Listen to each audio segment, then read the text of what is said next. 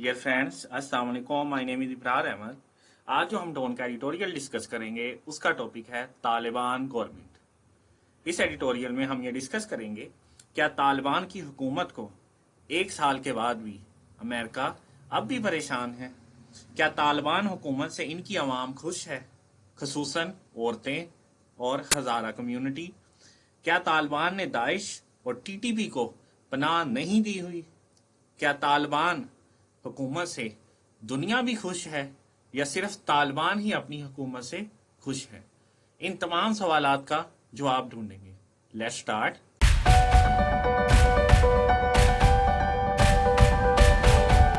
In just a few days, सिर्फ चंद ही दिनों के बाद, it will be exactly 1 year, एक साल मुकम्मल हो जाएंगे since the Afghan Taliban took over Kabul in 2021 के अफगान तालिबान ने जब काबुल पर 2021 में कब्जा किया था after nearly 2 decades of war.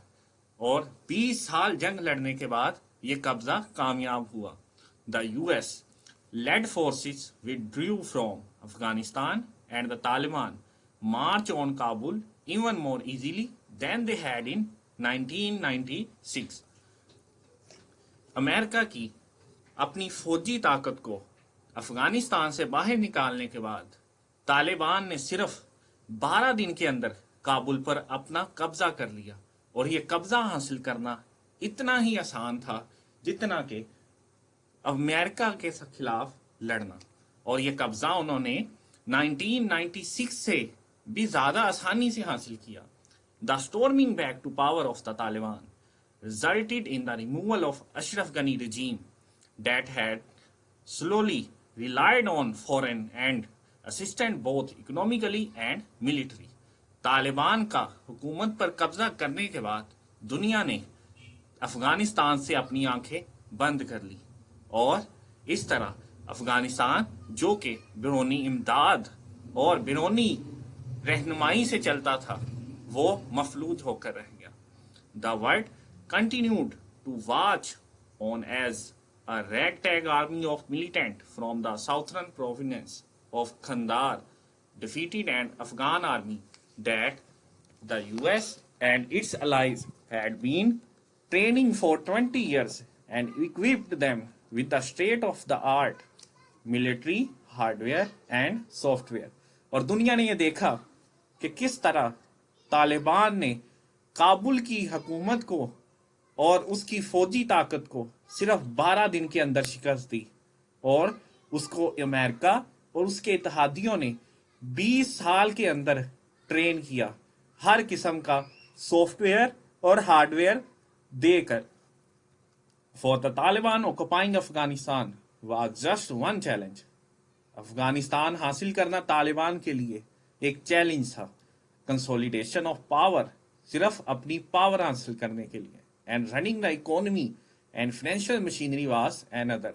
और वहां की माशी सूरत हाल को और इंफ्रास्ट्रक्चर को बेहतर बनाना ये इनके लिए दूसरा बड़ा चैलेंज है।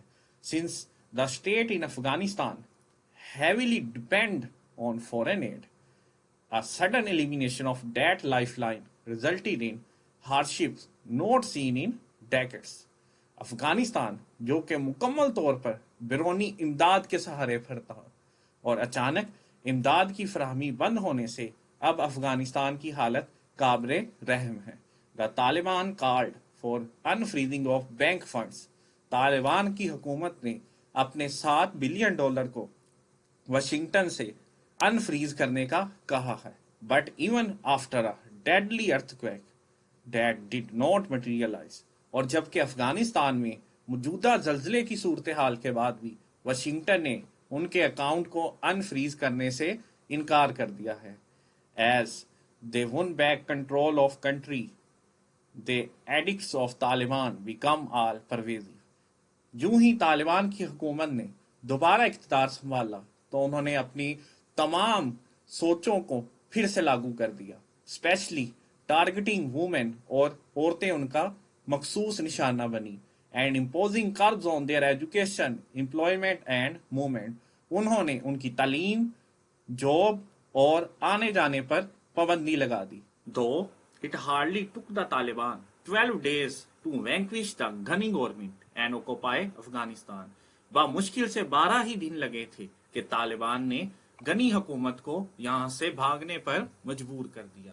It has now been 12 months, लेकिन अब 12 माह होने को आए हैं that they have not been able to win a single country diplomatic and official recognition. लेकिन अब 12 माह के अंदर भी सिर्फ एक मुल्क से उनके सरकारी तौर पर ताल्लुकात शुरू नहीं हुए. Washington has frozen some 7 billion in Afghan reserve in US banks, and donors have also suspended or drastically reduced their aid to country. Taliban हुकूमत के $7 बिलियन को यूएस ने सेव कर दिया है और उन्हें देने से इनकार कर दिया है, और जबकि दूसरे ममालिक ने भी अफगानिस्तान को अपनी एड देने से मना कर दिया है. For now, there is an apparent calm, but there is also an inherent chaos in the state machinery, जिसकी वजह से पूरे अफगानिस्तान में अफरा तफरी की सी सूरत हाल है.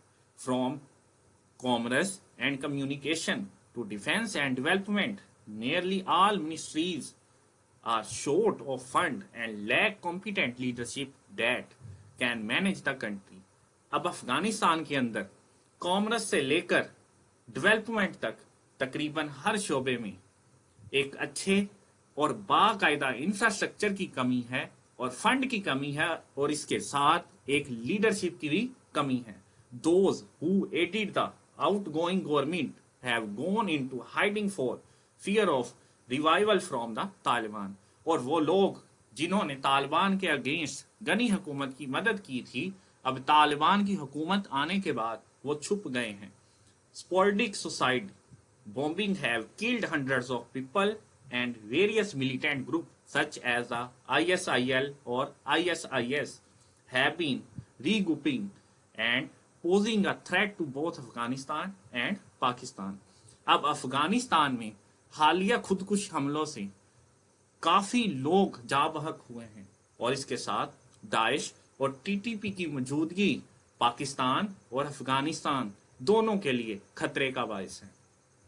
The Tehreek Taliban Pakistan has also been emboldened by the victories of the Afghan Taliban.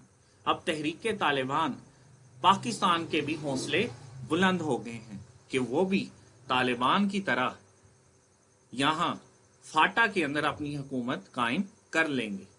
The Taliban claim to have ended their repressive ways, but all signs are to contrary.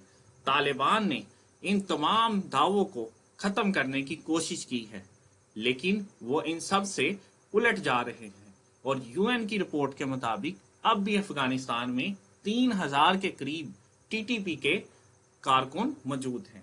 Still, the government in Afghanistan is an interim arrangement consistent mostly hardliners in all key posts, and no movement is a part of any administration across the country.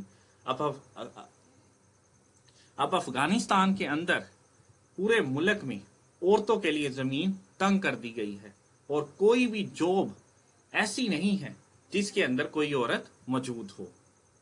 The Ministry for the Promotion of Virtue and Prevention of Vice is once again in place and hounding violators of their moral code, enforcing their own interpretation of religion.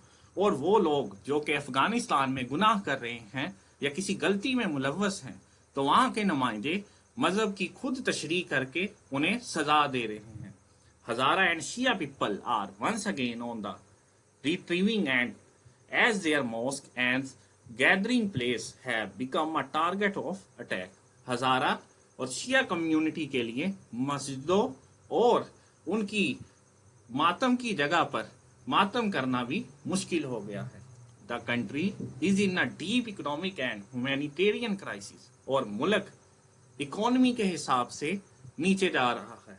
But the Taliban are refusing to mend their politics. लेकिन तालिबान अपनी सोचों को बदलने के लिए तैयार नहीं है. Girls have been barred from school.